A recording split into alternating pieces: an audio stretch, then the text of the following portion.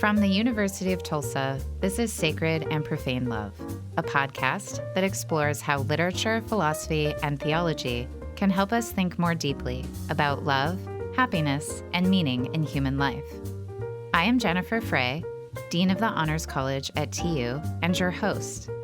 I invite you to join me and my guests, which range from award-winning fiction writers, poets, and literary critics, to philosophers and scholars from a range of disciplines, as we explore in conversation how the enjoyment of art might be, as the late philosopher and novelist Iris Murdoch has so provocatively suggested, a training in the love of virtue. I hope these conversations will enrich your life, inspire you to crack open some good books, and bring your attention back to what ultimately matters in the end. Welcome back to another episode of Sacred and Profane Love. I'm really delighted this afternoon to be joined once again by Dana Gioia.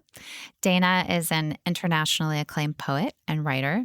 He's the former California Poet Laureate and former chairman of the National Endowment for the Arts. He is a poet, critic. He writes music. He's involved in arts leadership. And I'm so delighted to welcome him back to the podcast. We are going to be talking about Seneca and the Madness of Hercules. Welcome back, Dana. I'm delighted to be back. I'm so delighted to have you. So my first question is really, why Seneca? Why did you, at this stage in your career, decide to start translating Seneca and in particular his tragedies? Well, I could give two plausible answers. The first was that I picked the most unfashionable person in the history of European theater. But the other answer is rather dull, is that I've been reading Seneca for 50 years. I first came across a few sentences of his in a Latin class, but when I was a freshman in college, we were given one little excerpt of Seneca. It was a semester-long class on classical civilization, of which they gave the Romans 1 week. So right away we were told the Romans were second-rate. And of all the second-rate Romans, Seneca was the most pathetic in the mind of my teacher, because everything Roman was much worse than everything Greek, which was splendid. That's been more or less the consensus since the 18th century. That's a whole nother issue. But I read Seneca and I said, I really like this essay, and I read him off and on. And I have to confess today that I have never given a lecture on Seneca. I've never taught Seneca in a class. My whole experience with Seneca is as a reader and a writer. And he fascinated me. And the plays especially fascinated me. If you take a course in the history of drama, you won't read Seneca. If you take a class in the history of tragedy, you won't read Seneca. And yet, Seneca is, to my mind, one of the central figures in the history of tragedy. Yeah, I mean, I have to admit, I certainly have never taught Seneca's tragedies, although, of course, I have taught his philosophy many times. But I'm actually really struck by this tragedy that you recently translated for Wise Blood Books. I thought it was remarkable and remarkably powerful. And it seems to me that you do not share the received opinion that Seneca is a lesser tragedian. So do you want to make the case for Seneca as a great tragedian? Well, I'll make the case in two different ways. The first is historical. If you say, what were the great periods of tragedy as a theatrical form in the history of drama? And everybody will come up with the same answers. Ancient Greece, Golden Age Spain, neoclassical France, and Elizabethan England. And in France, you've got Racine and Corneille. In Spain, you have Lope de Vega and Calderon. In England, you have primarily Shakespeare dominating everything, but you have Marlowe, Webster, Johnson, et cetera, et cetera. What all of those dramatists have in common was that they looked at Seneca as a primary inspiration. So the first thing I would say is it seems odd that if you asked the greatest tragedians that have lived in the last 1,000 years who their inspiration was, they would not say Sophocles, they would not say Aeschylus, they would not say Euripides. They had never even read the Greeks, but they read Seneca. Hamlet, for instance, is a Senecan tragedy. These certain plays by Corneille, Racine, Lope de Vega, one by Cervantes, actually have direct adaptations from Seneca. So that got me interested, which is to say, at certain times in history, it seems that playwrights have an ability to summon up tragedy. It leads us into a whole another conversation of what is tragedy. But we have the sense of they have a vision of theater that's commensurate with a vision of man's tragic existence. And somehow Seneca was a useful model for them. In the modern era, the scholars say, well, he's not very good. But when I read him, I was tremendously moved by him. Mm-hmm. He does not write tragedies like Aeschylus or Sophocles or Euripides. But the tragedies, if you take them under their own terms, are magnificent. What he did was to evolve tragedy. Let me say that in a different way. If you ask a professor of classics, at least of a certain generation, I'm not sure how things are changing now, they would say, well, Seneca is decadent. The Greeks did it, and Seneca did it worse. So Seneca is this pathetic late hanger-on. But what I look on is this. Seneca took the models of Greek tragedy, and he developed them into something different. And it was exactly right for where he lived. And this brings us into who was Seneca, when did he live? Seneca was born in the same year as Jesus, more or less. So he's an exact contemporary with Jesus Christ. He was the first great Roman author who was born entirely in a totalitarian regime. He was born towards the end of Augustus, raised under Tiberius, Caligula, and he knew each other, and Caligula was planning to have him murdered when a woman that Caligula was sleeping with, who was a member of Seneca's household, said, don't worry, he'll die of tuberculosis very soon. He went into exile. He was under Claudius, and finally, he notoriously was the Emperor Nero's tutor and was killed essentially by order of Nero. So you look at this and you say, what you have is a great writer who is the first writer really in the Western canon who is living entirely under an imperial tyranny. And it gives him a different perspective, I think, than somebody raised in a democracy. But I think that the Spanish, the French, and the British understood what it was like to be under relatively brutal monarchies. So they responded to this. So what Seneca did that was different was that his plays are less narrative and more lyrical. They're less expository and more dramatic. Mm-hmm. Do you think it's really so much a difference in content, right? Or it's a different kind of form? It's a little of both. It's certainly very different in form. I translated The Madness of Hercules, Hercules Furens, probably the inspiration for the title of Orlando Furioso, the great Renaissance Italian poem, Roland Gone Mad. And it has a similar plot to what Euripides has in his Heracles, but Seneca lays on all kinds of other content. And think of it this way. Seneca is retelling stories that his audience already knows. They know the story of Medea. They know the story of Hercules. They know the story of Phaedra. So it gives him more freedom to do a kind of psychological, in-depth portrayal of these tragic characters. Given the fact that he's in a world where people are killed, arrested, tortured, not by fate, but by the imperial police, he has a kind of presence of violence, of uncertainty, of anxiety that goes beyond the more abstract thing that you'd have in Athens, where fate itself, destiny itself can bring bad things to you. With Seneca, a knock at the door could bring bad things. It's a little like being in Stalinist Russia, where some people would keep a suitcase packed by their front door because at any given moment they might be arrested by the secret police. And I think it benefits this. In some ways, you see that same sensibility appear in Shakespeare's Hamlet, where Hamlet is in a castle and everybody else in this castle is a potential spy, that his father was killed. He's plotting to kill his uncle is plotting to kill him. I mean, it's this kind of nest of anxiety that is more oppressive than it isn't Greek tragedy where the conflicts are much more open and public. Mm-hmm. So anyway, I think I was fascinated by Seneca. He's often criticized by being so violent, but I don't see how people in America who watch worse things every night on television would find that a very compelling thing. I think that Shakespeare understood, Seneca understood, that people are drawn to violence. They're drawn to extreme emotions. They're drawn to danger as a spectacle. Certainly that's what the gladiatorial games and the circuses were about in ancient Rome. Yeah. I mean, in the introduction to your new translation, you talk about Seneca's concept of tragedy being unique.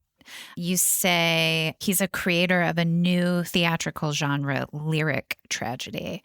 And I'm wondering if you could just unpack that a little bit and maybe connect the lyricism to Seneca's understanding of tragedy. In the background, for me, as someone who comes to Seneca as a philosopher and teaches Seneca as a philosopher, what I'm wondering is the extent to which the fact that he's a philosopher and he has very specific Stoic commitments, whether this is entering into how he's reshaping tragedy. Those are very good questions. Let me answer the last one first. Seneca is a Stoic philosopher, and we can go on later and talk about what that means.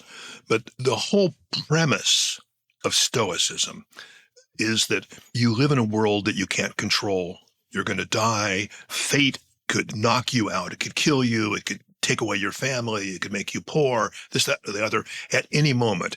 So the question for the Stoic is, how do you keep your sanity? How do you lead a virtuous life amid uncertainty such as this? That's also the premise of Seneca's tragedies. The difference between Seneca's tragedies and his philosophy is that the tragedies dramatize the problem. The philosophy offers the solutions. So I think what he's showing you in these tragedies is the case for tragedy, and also how puzzled and tortured people are, not only for what's happening to themselves, but what they see happening to others. So now take that, and I'll answer your first question, which is, what is a lyric tragedy? If you look at a Greek tragedy, it's very plot-driven, very situation-driven, and they tell you these stories, and the stories are there so that in some ways people that don't know the story can follow it. The first couple of rows of the audience during the Greater Dionysus, which is the festival that the entire city of Athens would come and watch these plays, the front rows were occupied by foreign ambassadors. And these foreign ambassadors, in a sense, were being shown the stories and the values of Athens. So they had to be expository. If somebody gives a speech, it's a relatively short speech. The speech may go on for 30 lines, 40 lines. But if I go to Hamlet, when Hamlet comes on stage, he has these long monologues, these long soliloquies. And what Hamlet does, if you've read a bunch of other tragedies written about the same time, you see how original Hamlet is, because Hamlet is putting you inside the mind of the title character. So you not only see the outer world, you see the inner world. And Greek literature, famously, what somebody says has a consistency with the outer world. There's not a private world so much in Homer or in Aeschylus. They're articulating the public side of their character. I think what you see in Seneca is something that brings you farther into the interior lives of the characters. So Hercules could come on, Lycus could come on, Theseus could come on, and they can speak for a couple hundred lines. Now, they might be interrupted by questions, but they basically have a long speech about loss, about death. In Theseus's case, he takes you on a tour of the underworld. So what lyric tragedy is the tragic story. They go through the plot, and they come to a critical juncture, and at that point, you are given, as it were, a dramatic poem, a poetic speech, which brings you impossibly and intimately into the mind of a deeply troubled, pained character. And it's a very different effect. What it's most like, and I said this in my introduction, is opera. where something happens and suddenly the soprano or the tenor comes forward and sings an aria that reflects their inner life, their longings, their fears, their aspirations. And then the plot comes, and you have this alternation between exposition and sort of lyric utterance. And this is what the Spaniards, the French, and the British took from Seneca, was the notion that, like in Marlowe, Tamburlaine the Great will come on stage. He'll stand in the middle of the stage, then he'll give you a speech like you've never heard before about the joys of conquering somebody in war. And when Elizabethan audiences heard this, it was like a rock concert. They went nuts because it's just of the physical sound of great dramatic poetry. So the problem with Seneca, and the reason I think that he's underestimated, is that the translations are so terrible. It's like they said, well, Dana, what's your favorite opera? And I go, it's La Bohème. And they say, well, will you sing Rodolfo? And I said, I'll be happy to sing Rodolfo. The theater would empty out within 90 seconds of people just running in horror from me trying to sing the music. Because if you're going to create lyric tragedy, you have to have the beauty of the lyric utterance. Yeah. I believe that Seneca generally has this in Latin, but he tends to be translated quite prosaically. And then there's also a lot of barriers between something that was written 2,000 years ago. And you have to, in a sense, translate all of those barriers. People knew the constellations, people knew the myths and things like that. Mm-hmm. So if you wanted to do a speech that isn't sunk by footnotes, you have to think about that and maneuver around it. Yeah. But I tried to do my translation, and I was lucky that the first version of it some years ago, I was able to see put on stage in Soho, and we did 2 or 3 performances, sold the house out to my surprise, and I was able to hear it in front of an audience in real time. Mm-hmm. And that helped me then sharpen it to the version that's out now. Mm-hmm. Well, so all of that is terrific. I want to hear a little bit more. And I think maybe the best way to do it is to just actually start talking about the play. But I want to keep pressing on the relationship between Seneca, qua philosopher, and Seneca, qua tragedian, in part because to me, first of all, Seneca's the most reasonable Stoic. I mean, it's like you compare Epictetus to Seneca and it's going to be Seneca every time. But I'm not a Stoic. And I think we've had this conversation before. I look forward to actually, towards the end of our talk, argue about Stoicism. I think it's an interesting argument. Yes, I'm always happy to argue about Stoicism. I just did it with a graduating senior at our convocation. But look, let me tell you what I think is really important about the Stoics.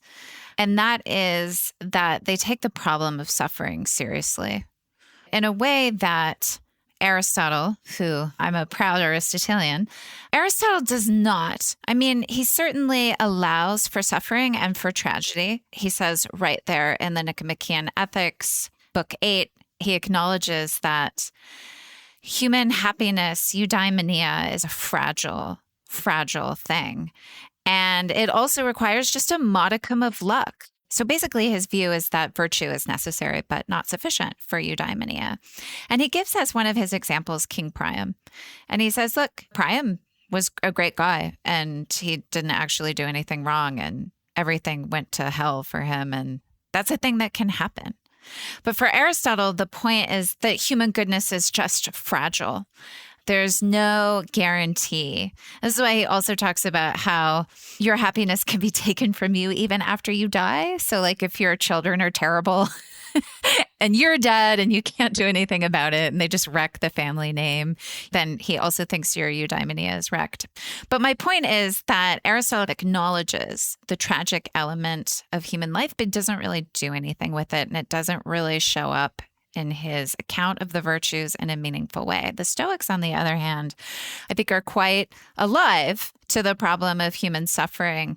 Now, I think they go too far in the other direction, right? And that they make the good life a matter of inner beauty. So long as your beautiful virtue, which is inside you, is intact, then actually you are living well despite being on the rack, et cetera, et cetera.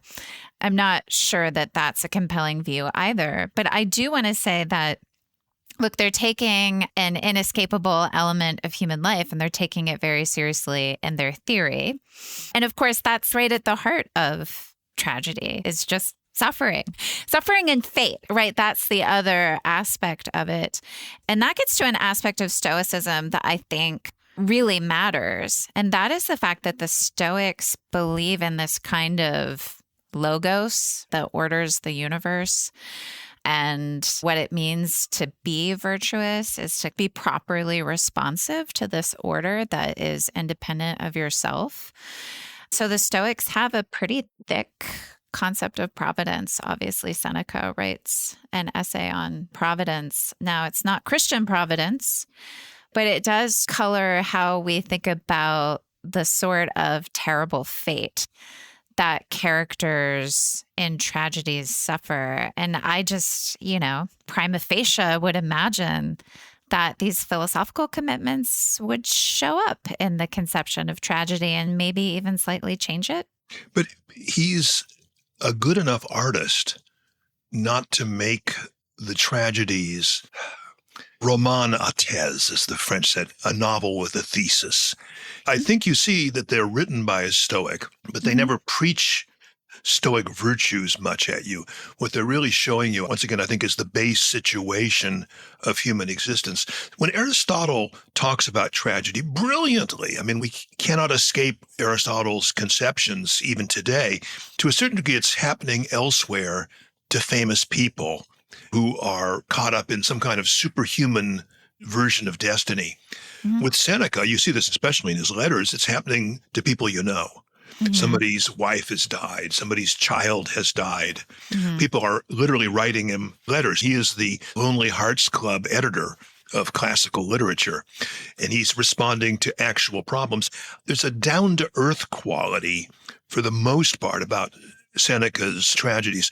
A little less so in Hercules, because this is a play about the strongest person who has ever existed, the greatest hero who has ever existed. So it's very Aristotelian in that sense, that even a man who himself cannot be destroyed can still have his life destroyed through the petty anger of the gods and also through his own notable stupidity, because no one said that Hercules was the smartest guy that ever lived. But in the midst of that, you have his wife, you have a superb portrait of an opportunistic politician, which is Lycus, who is the usurper. And then you also have this strange thing that is, to a certain degree, original in Seneca, is the entire third act of the play is a description of a journey to the underworld by Theseus. Yes, and it's so amazing. It's absolutely incredible. And clearly we know that T.S. Eliot knew this because he quotes from the Madness of Hercules twice in his work. And it's clear that Dante would have known this, who, as you recall, puts Seneca among the virtuous pagans in the Inferno. But what I think is germane about this, I totally agree with you about Seneca's position among the Stoics. I find the Stoics largely unlikable, except for Seneca. And Marcus Aurelius, although there's a coldness, Marcus Aurelius writes like an emperor. And that is not how my existence is done. Seneca seems like your uncle, and there's a avuncular quality. But what he brings to Stoicism is a sense of humor, which is not conspicuous among the other ones, and a kind of naturalness. He's looking on philosophy not as a abstract framework of thought. He's looking at it for practical guidance for ordinary people to deal with the problems in their lives. Right. And it's interesting to me that nobody reads Seneca in college. Even the classicists barely read any Seneca. And yet, probably at the moment, he's the most widely read Roman writer. Yeah, we read him in our honors college. Yeah. I think it's because it's hard to tell what the Romans really thought of Seneca, because so many people are looking on him as a member of the imperial party. And, it's like reading the New York Times or the Wall Street Journal on the same topic. They're going to have different perspectives. But one of the things that they've objected to is that he writes so memorably that young men read it and remember him. And it comes up again and again that he has this incredible appeal to young men that these old philosophers find disturbing and dangerous. But I think it's because he offers useful advice on leading your life in a confusing world that has suffering, pain, and uncertainty. And he does it in a way that's memorable, clear, and often witty. Yep. And that was the thing that was surprised me, because you don't see any humor at all in the tragedies. But you start reading the essays or the letters. Seneca, to a certain degree, invented the essay form. You find lots and lots of very funny remarks. At one point he says, "It's better to laugh at our problems than cry about them." And I think that's not bad advice. Mm-hmm. Yeah, I mean, I see this all the time. So we just celebrated convocation, and our graduating seniors were presenting their honors theses. And we had a young man who's headed off to med school, where he's going to specialize in some kind of really technical surgery. His honors thesis was about 5 Stoic principles that he thinks are a good life philosophy. And he was going through them. I think it obviously resonates with people because it gives them a modicum of a sense of control in the midst of just the everyday chaos of human life and the fragility of all human goods, frankly. I'm not sure if it's any more male-coded than just philosophy generally, to be honest, but I liked Stoicism to a certain extent as an undergrad, and I would say that I grew away from it as I got on a bit in life. But yeah, it's definitely appealing for sure. And I think why the philosophy is appealing and maybe not the tragedy, well, I think for most young people, they're just not reading tragedy. Our students are, because they're in a great books program where tragedy is front and center. But most students today will graduate without having read a tragedy, Greek or Roman. That's just a fact. And that's just as true at our elite universities as any place else. I had an odd thing happen after I published this book, because I am not delusional, at least about this, that this is not a book that I thought had a mass audience, but I felt that it would actually be of great interest to a small group of people. And I'd worked very hard on trying to make the best case possible for Seneca as a dramatic poet.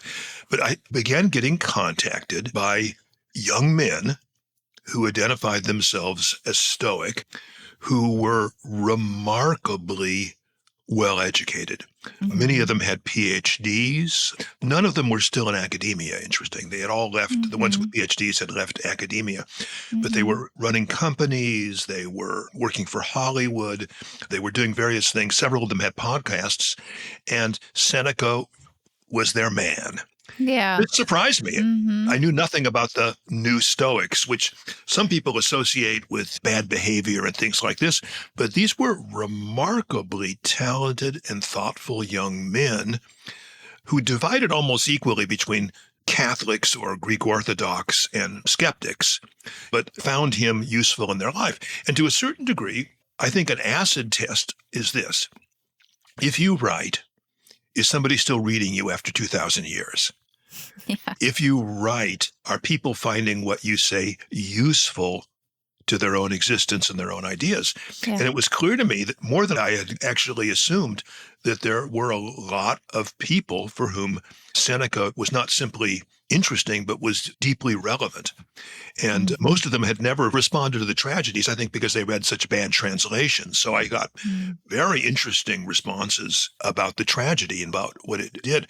We should talk about the play just for another minute. Yeah, we should absolutely talk about the play. There's a couple of things about it that are interesting. The entire first act is a single speech by Juno. Yep. Score and deliver. It's one of the greatest rants in all of drama.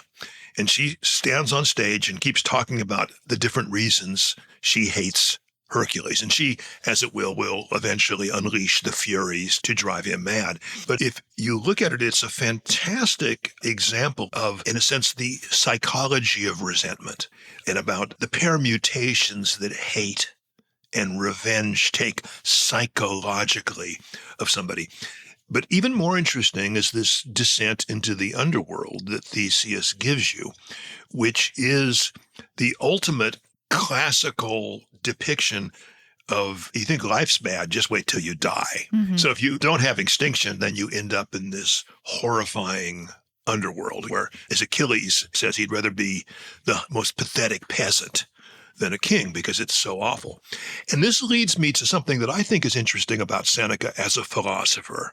I think he is, certainly of the Romans, but maybe even the Greeks, the proto-Christian. He is outlining the natural worldview. Because what do the Stoics say? Well, we are trying to live in accordance with nature and this sense of providence that you can only construe, in a sense, through your imagination or through nature. Right, where nature is, to be clear, eternal logos. Yeah, but it leads you to death.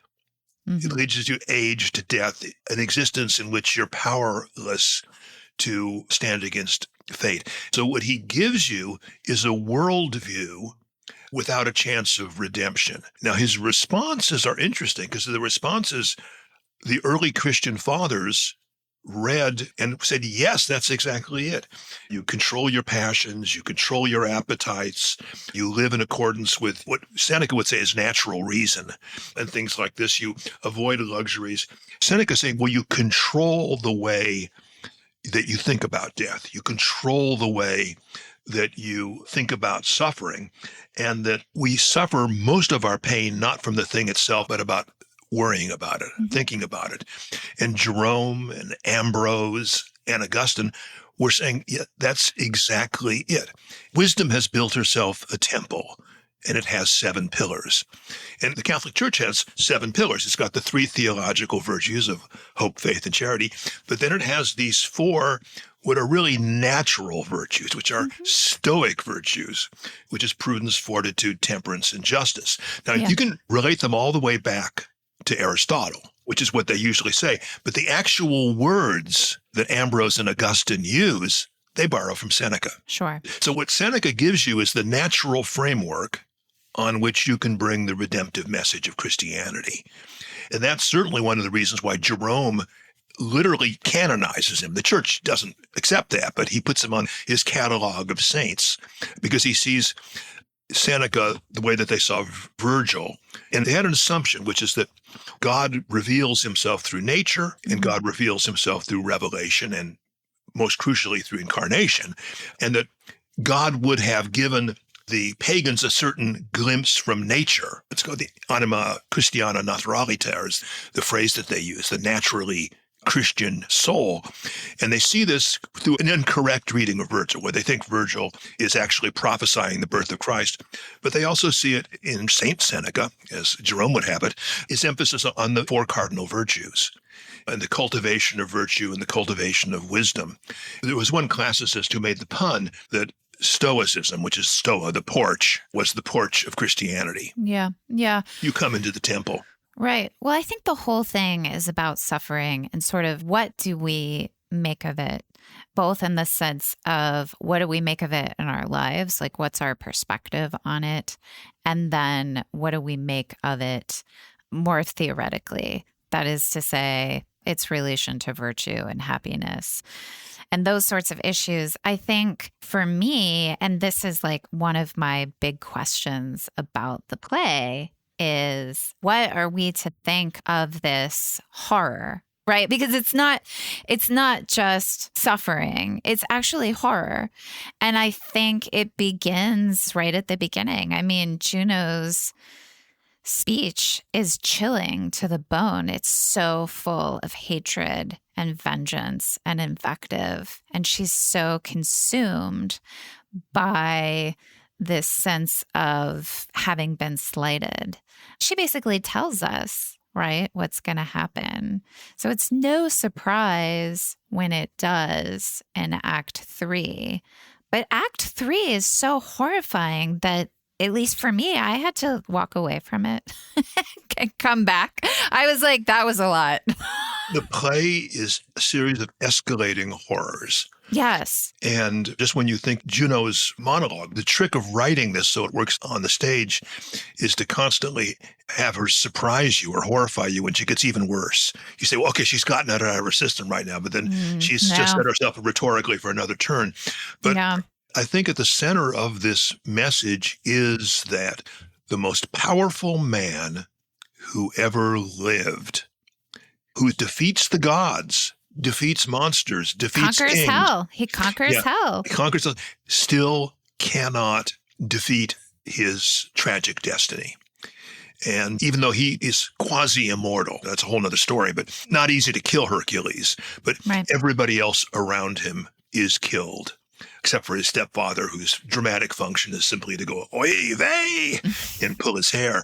So I think the philosophical lesson of Hercules Furens, let's talk about it almost like in movie terms, that it's easy for somebody watching the myths to have fantasies of power, of privilege, of wealth, of fame.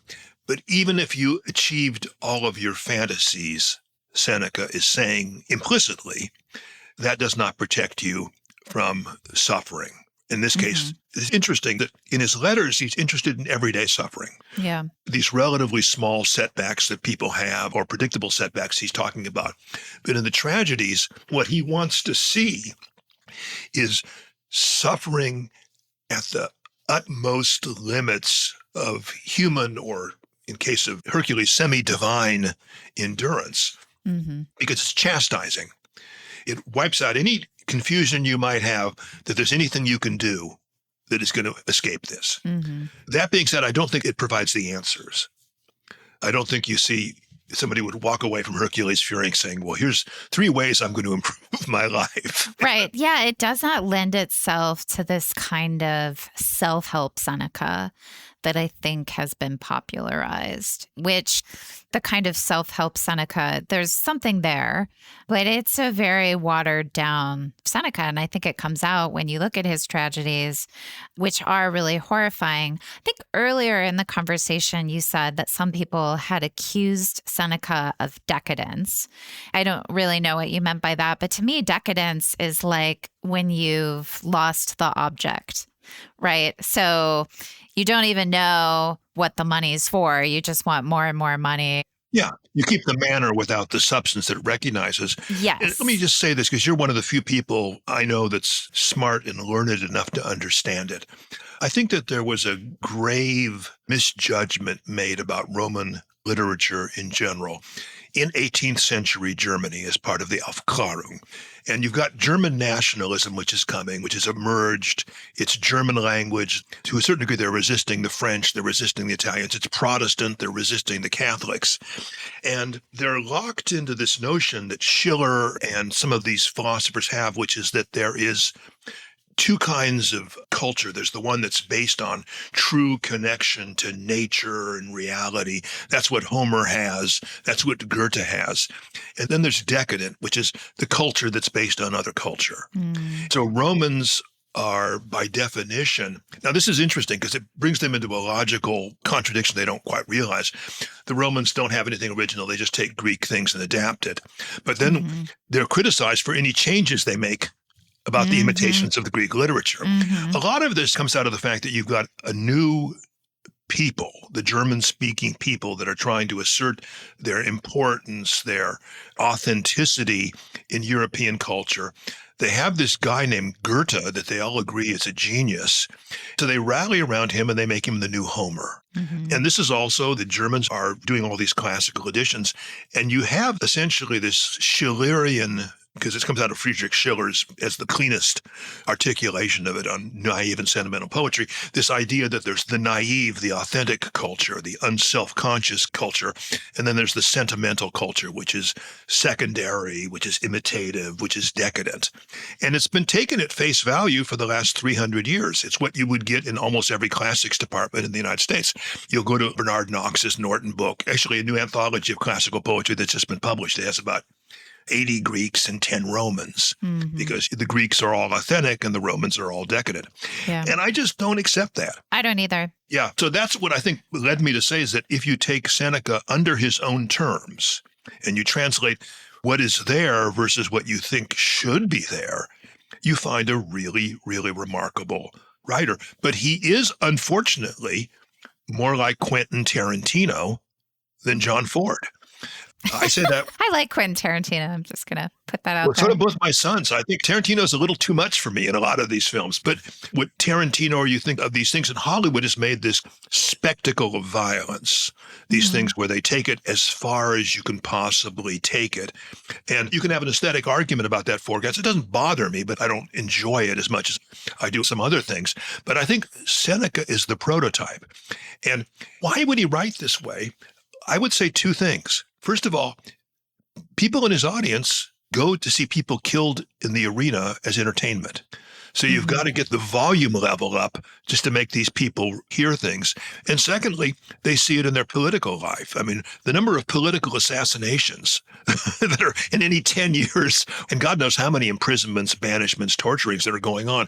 So Seneca, to a certain degree, as a philosopher, I think says, I have to amp up the volume just to make a register on, and here I will use the D word, these decadent Romans, these Romans that kind of shrug off because it's somebody else getting killed, not them. One other thing about Seneca, two sentences, I think he has a remarkably enlightened view of slavery. Slavery is a given in the ancient world, but he insists on seeing slaves as fellow human beings.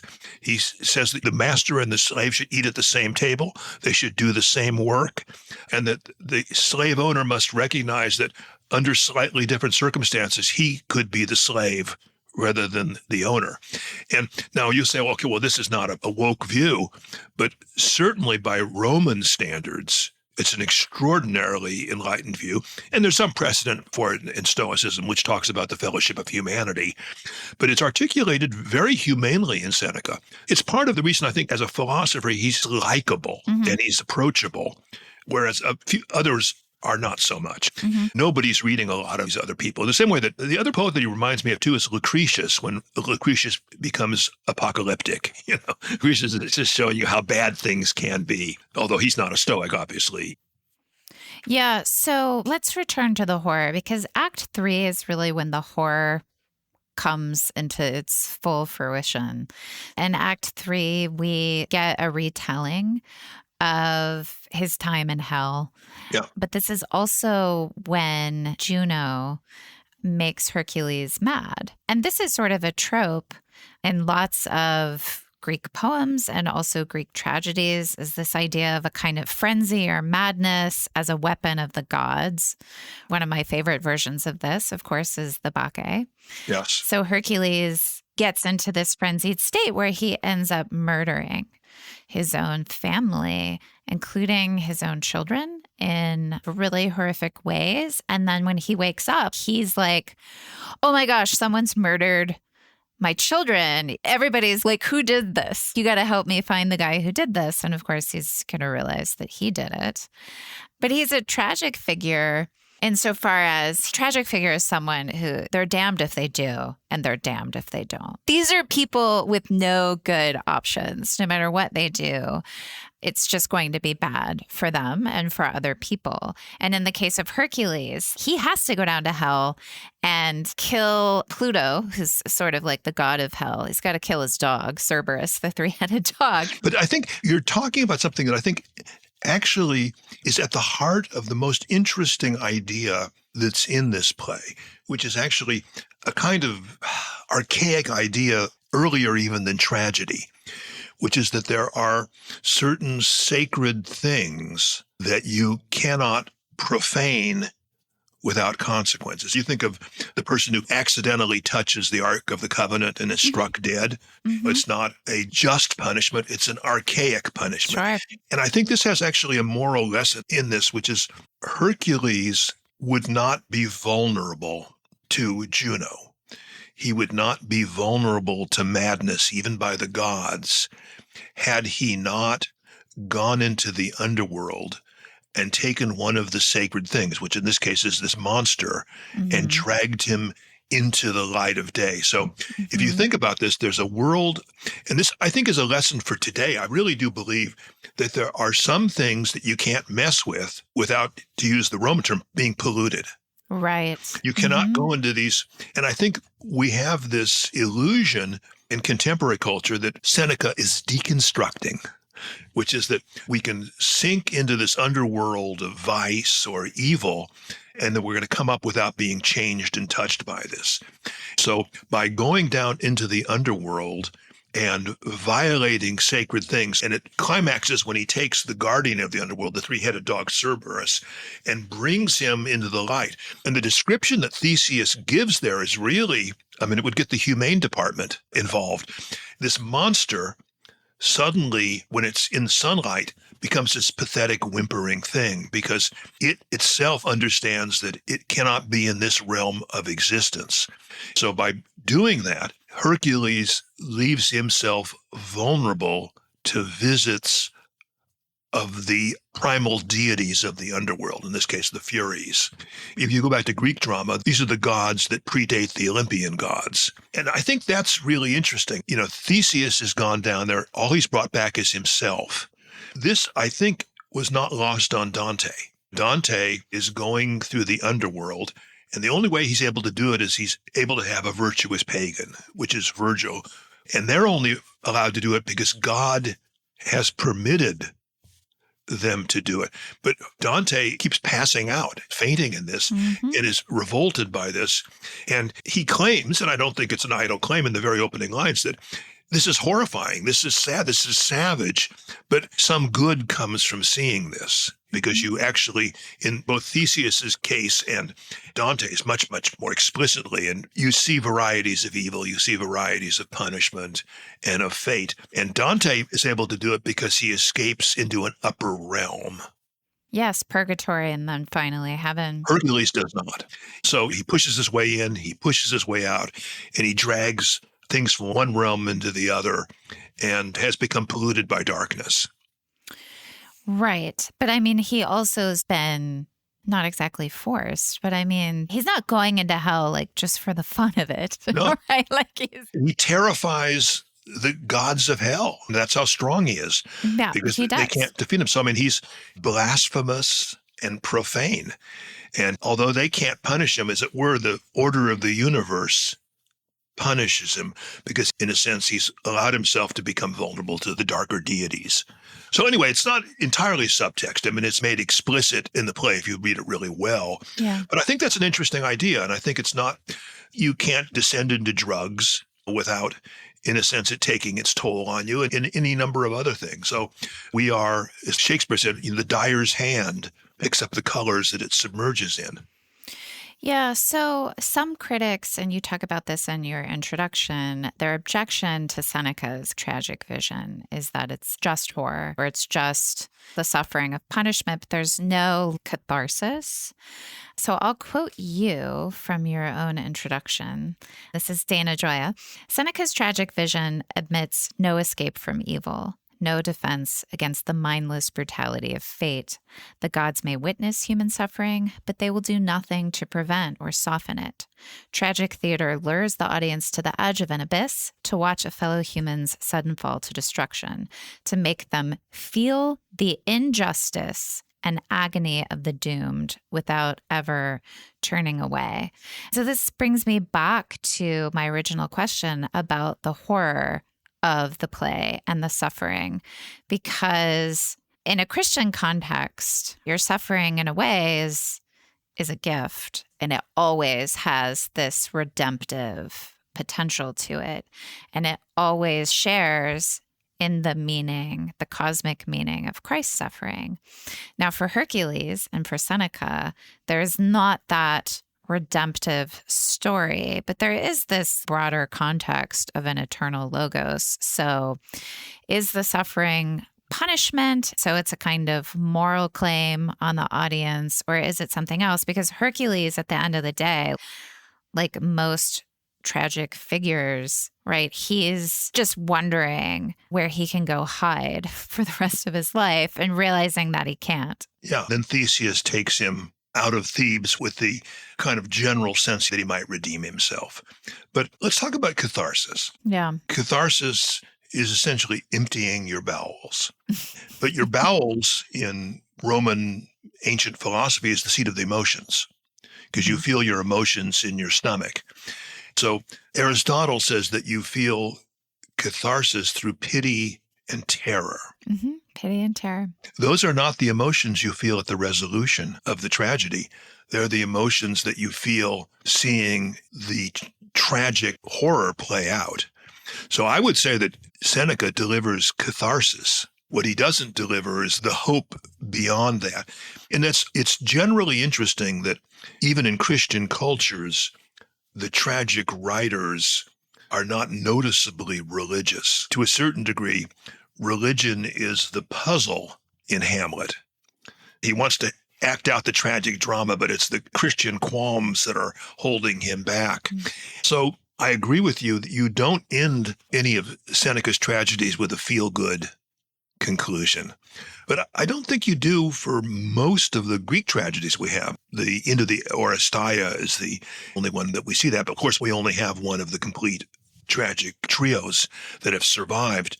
I do think that what Seneca is trying to do is to have you hear the dilemma articulated memorably and movingly. So you see the futility of trying to avoid your fates. We have no sense that Juno is particularly happy at the end of this. She's just moved on to her next grievance. But yeah, I agree that, but I do think that the catharsis is actually comes from the horror, comes from the person that you've identified with. And why Hercules is a good subject for a classical play is he's the ultimate hero that men fantasize about being. If I was Hercules, I could be king, I could be military hero, I could be rich, sleep with 100 women in one night. I mean, he's a pure projection of male power. And even those things are futile versus fate. Now, you could say that's too simple, but I think it's a simple idea into which all kinds of other things are overlaid. Because what's really solved at the end of Hamlet? Absolutely, everybody's dead on the stage, and then King Fortinbras comes in and seizes the whole country. I don't think that's a feel-good ending, at least Danes, maybe if you're wherever Fortinbras is from. Is there a feel-good thing at the end of Othello? No, the good and the bad are both dead on the stage by then. So I think there's a philosophical temptation to make tragedy more useful for the next steps than they really are. Usually what you see at the end, if you're lucky, is a new order coming in to replace the other order in which everybody has been killed. It's true of Oedipus Rex and things like that. I mean, the people in power have disgraced themselves and have cursed the land, and they're killed or banished, and a new order can come in. Yeah, I mean, I don't think, or at least if it is a philosopher's temptation, it's not one that I feel especially strongly, and I may be tempted in all sorts of other ways.